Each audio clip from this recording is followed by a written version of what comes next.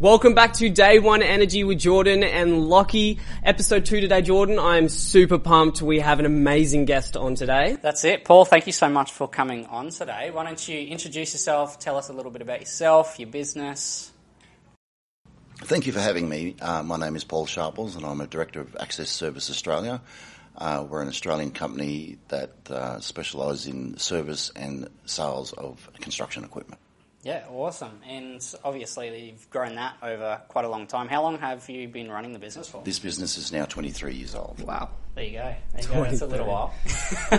I suppose the whole point of this podcast is specifically the name, Day One Energy.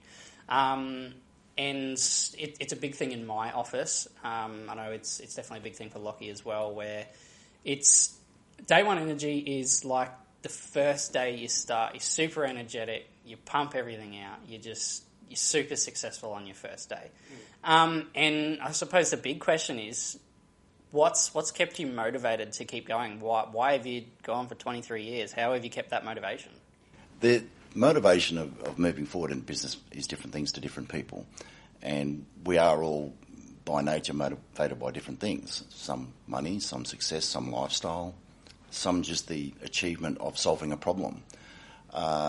What, for me personally, I do like the autonomy of having my own business, and I do enjoy creating something out of nothing, which is one of the great parts about starting a business that doesn't exist, and solving problems and just being at some level of success by solving those problems. It's not necessarily a monetary thing. For me, I believe if you take care of the people, which include your employees and your clients and your suppliers, and run your business in an ethical way, the money takes care of itself.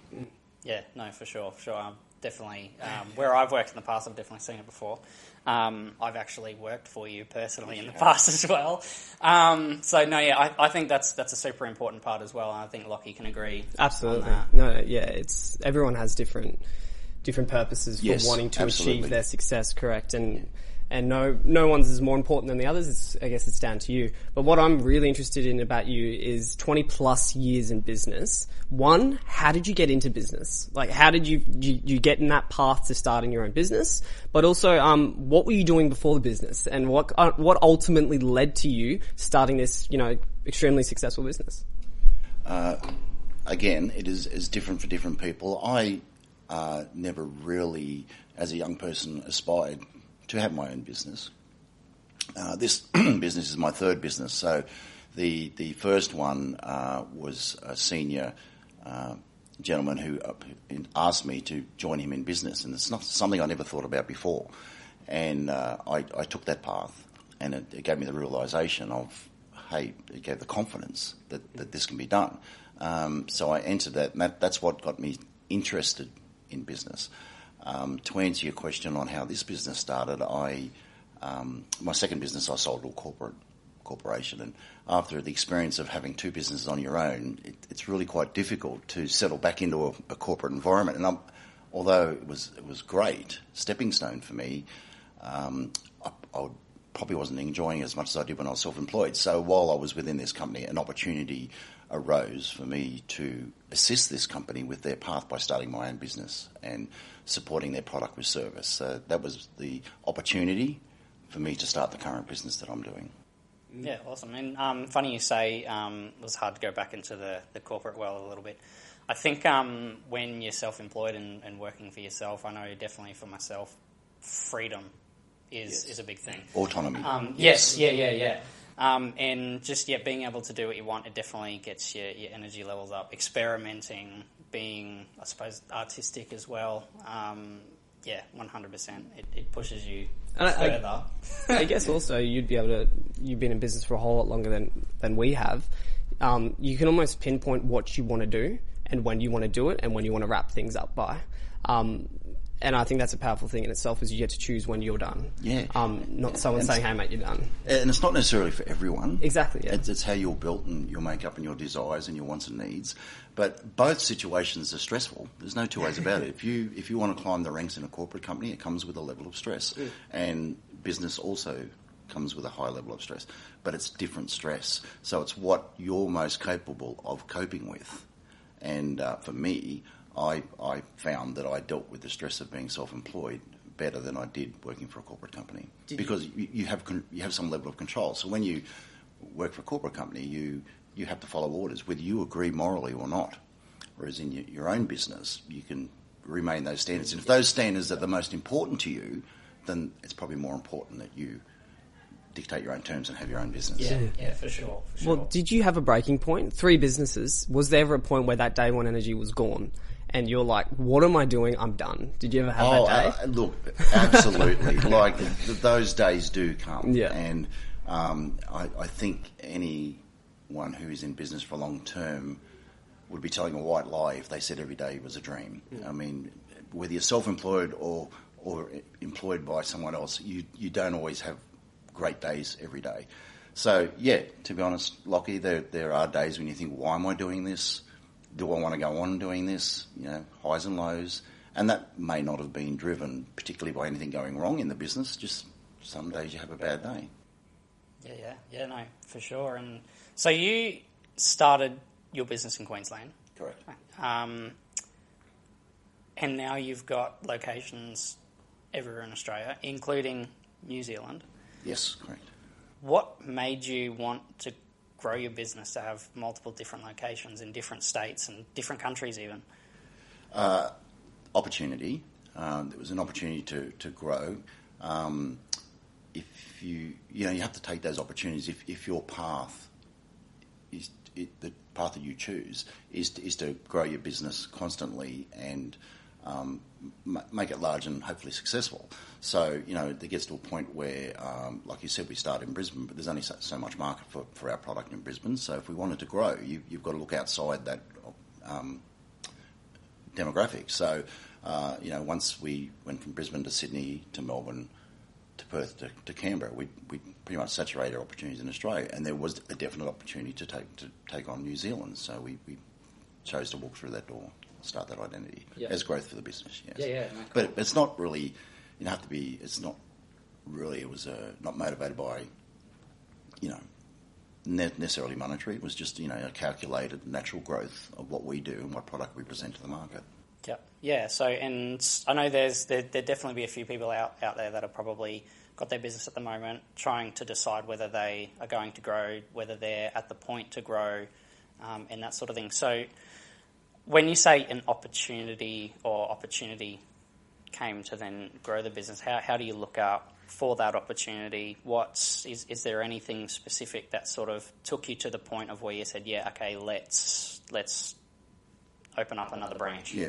So fortunately for us, that opportunity came to us. We didn't have to go and create it. Yeah.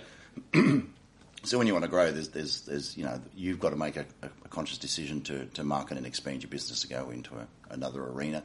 For us, it was more fortunate that we had a secure customer that we'd serviced well in Australia, and they expanded into New Zealand and asked us to follow them. So in that particular case, it was our efforts in Australia that took us to New Zealand, and it was a reference from a customer to come with them and do it. So we didn't really have to take the hard path where we started with absolutely nothing in our portfolio and have to just carve out from scratch in New Zealand. We started with a handful of customers to build from. Yeah, cool. With that many locations and you branch that far, even internationally, how many people do you have working under your brand, under the business name, like with all the chains? Yeah, the old joke, the answer to that is half of them. But, so anytime you guys unpack someone's business, a long-term business, they're always going to talk pre-COVID, post-COVID. Yeah.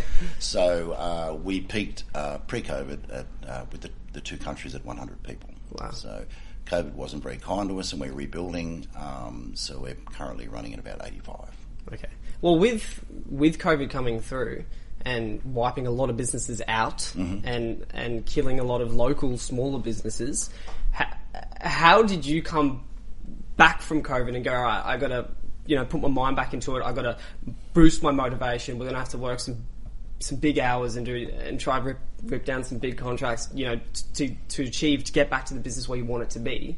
What was it like, trying to get your day one energy back in? And it's almost like, you're not regrowing completely, but to almost, you're going backwards. Yeah. What was it like coming forward from that? Lockie, that's a great question. And I have to say, it was extremely difficult. And for my entire career being self-employed, I'm not really a nervous person when it comes to debt and using other people's money to grow. You kind of have to do that. I still sleep pretty good at night. That was probably the only time in COVID that I actually felt that we were going to lose the business. Wow. And this was pre-JobKeeper and JobSeeker. So when COVID first started, we're in a poor financial position for other reason, a failed acquisition. And so we went into COVID not at our best, cash flow-wise. And when COVID came, it was unpredictable. There was no history to call on. No timeline on when No it's going to timeline. end, yeah. None of us knew what to expect. As you go through your career, you build mentors that guide you. They didn't have this experience. No one on the planet today had been through this.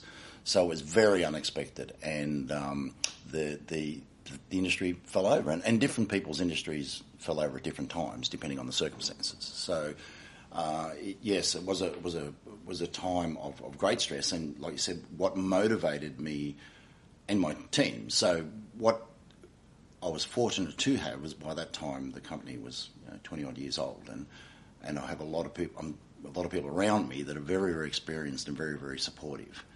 And so I was able to tap into that support of my managers, and we put a plan together to get through. And it was very difficult, and it was really easy to get unmotivated. But the truth is, there was no other alternative, because the whole world was in total disarray. So there was no exit. You couldn't sell the business, couldn't shut the business down. Yeah. And, I felt for the first time the real pressure of being responsible for 100 employees, because, we had to keep going for them. And if I really said to you what was the one thing that made us put our nose to the grindstone and pull through, was, to protect our employees, because they had nowhere to go. No one was employing. And when that decision was made, it was probably the support of my immediate managers to rally that we all stuck together and thought, right, we're going to do this. Yeah. And I think COVID was definitely, it was a lot, as you were saying, a lot different for many different industries and that sort of thing. Obviously there was, you mentioned obviously the business being around the 20-year-old mark when that happened. There was a lot of specifically building companies that closed down, yes, sort of, that had been around for 20, 30 years. And it was really funny for the real estate industry in particular, because I was working for my first real estate agency at the time, and I had been there for probably 6 months. And about 2 weeks into sort of, when was it? It would have been March, maybe. The owners of the company sat me down and said, "Look, we can't afford you anymore." And it was scary. I was like, I'm gonna lose my job here. And I pretty much did. I didn't get paid for a while. I actually, because I loved the industry and wanted to get into it, I did volunteer for a bit there. But then it just backflipped and hit us like a brick wall, and we just had the craziest time in real estate ever. And that continued for about two to 3 years.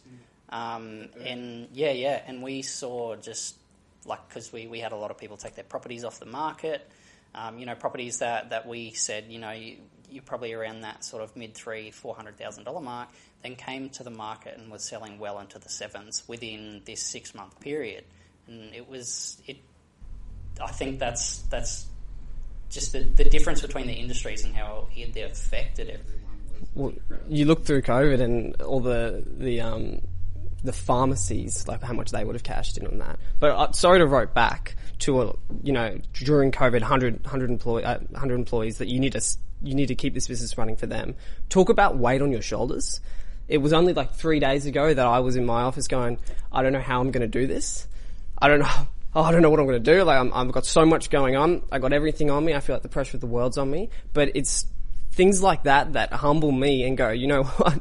Like, you had, 100 people to look after, a business that's been running for, 20 plus years with a legacy that you don't want to lose right now. And that's an important thing. And I find that so humbling to me that I'm sitting up there in my little office, with a startup business that's been going for a year and a half going, oh no, I'm screwed. But then I couldn't imagine how you would have felt in that. And I think when you're backed into a corner like that and there's almost a gun at your head, that's when you perform. And that's when you don't have a choice but to perform. Absolutely. Yeah. And look, thank you for saying that, but Lockie, I'm very grateful and I'm very fortunate to have been able to share that load. Though. So when you say it was all on my shoulders, my employees stepped up and took some of that weight and shared that weight with me. So I was very lucky in that respect, to get through. So I had a lot of support. It wasn't just me, So. Exactly. It's almost who you surround yourself with also. Oh, absolutely. And that's a fundamental segue to a successful business that you just brought up. Like, surrounding yourself with the right people is the difference between success and not. Yeah, exactly. I think I was my first business mentor said to me, most important thing is, I know this is a bit wordy, but it's not about the bus you're driving, it's about who's in the bus. And when you're running a business, it's about having the right people in the bus. Mm-hmm. And if you've got the wrong people, then the bus is going to crash. Yes.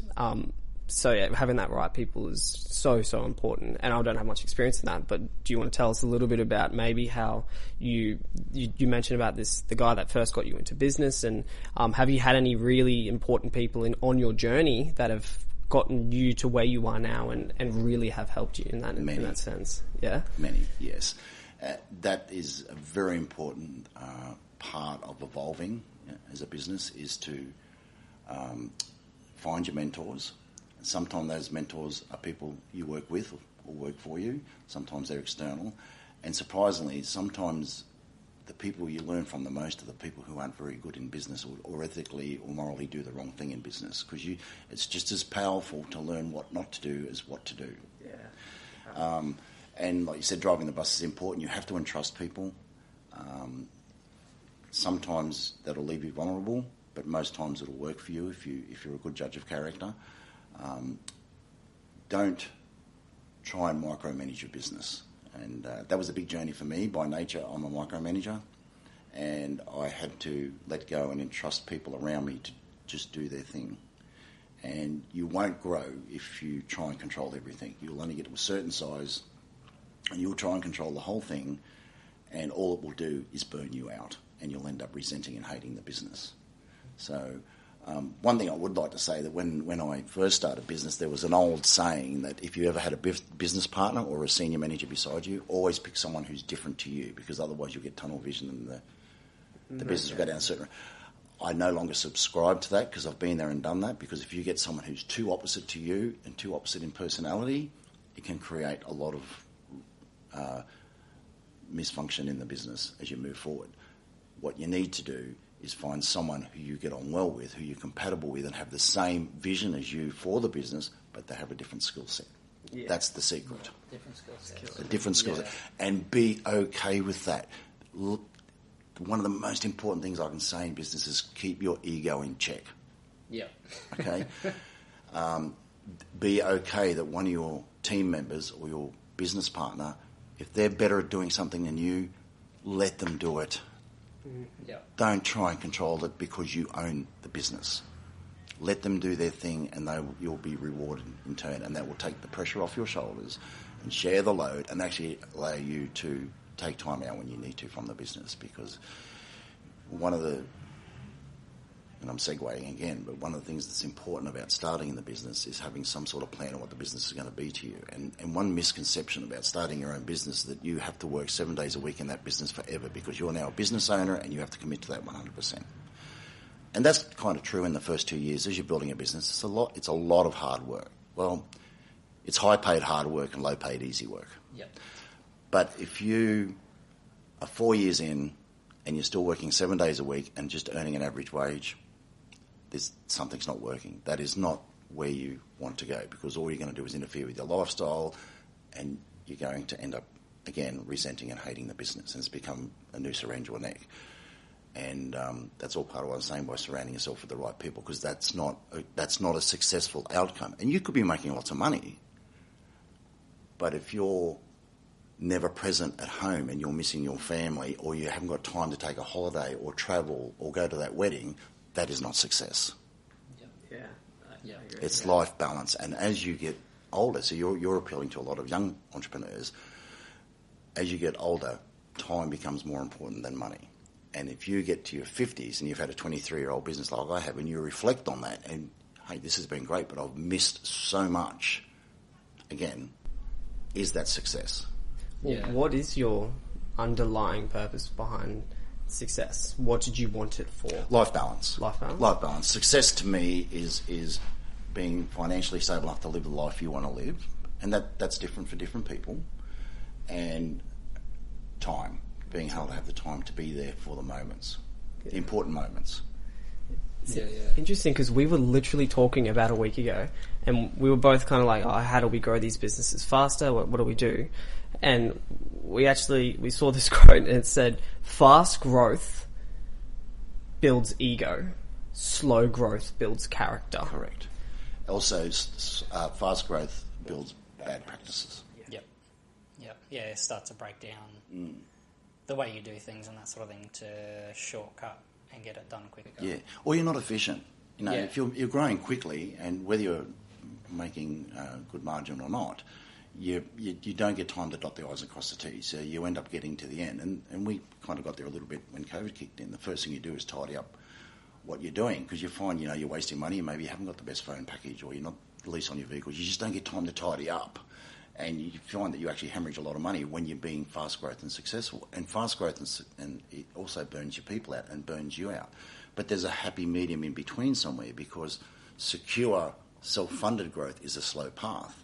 So what I mean by that is, if you want to let the business generate its own money and you just grow, it's not going to grow quickly. And that is okay. And if that's what you want to achieve out of the business. But suddenly, you'll find 20 years in, you really haven't gone far, because you're trying to use the money in the business. You have to use other people's money if you want to have rapid growth. Okay? So there's a middle ground between fast growth and slow growth. That's the right formula. And there's no right or wrong. That depends on what you're trying to achieve out of the business.